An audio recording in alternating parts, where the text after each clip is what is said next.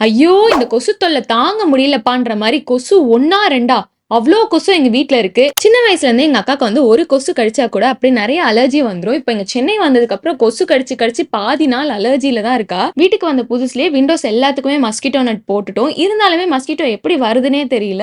நடுவுல வேற டெங்கு வந்துச்சு. அதுலேருந்து இன்னும் கொஞ்சம் புரொடெக்டடா தான் இருக்கும். மஸ்கிட்டோ ஊதுபத்தி பொருத்தி வைக்கிறது, மஸ்கிட்டோ கேச்சிங் டிவைஸ் இதெல்லாம் ட்ரை பண்ணி பார்த்தோம். அந்த ஒரு டைம்க்கு மட்டும் கொசு வராம இருக்கே தவிர்த்து, அதுக்கப்புறம் எப்படியாவது வந்துருது.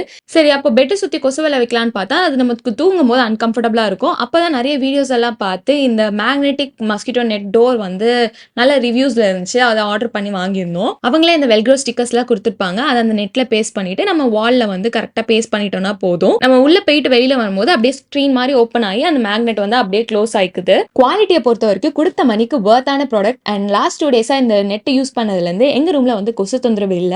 உங்க வீட்லயும் இந்த மஸ்கிட்டோ ப்ராப்ளம் இருக்கு. இந்த நெட் யூஸ் பண்ணணும்னு நெனச்சீங்கன்னா, லிங்க் வந்து அட்டாச் பண்றேன். செக் பண்ணி பாருங்க. இதே மாரி இன்னொரு வீடியோல பார்க்கலாம். பாய்.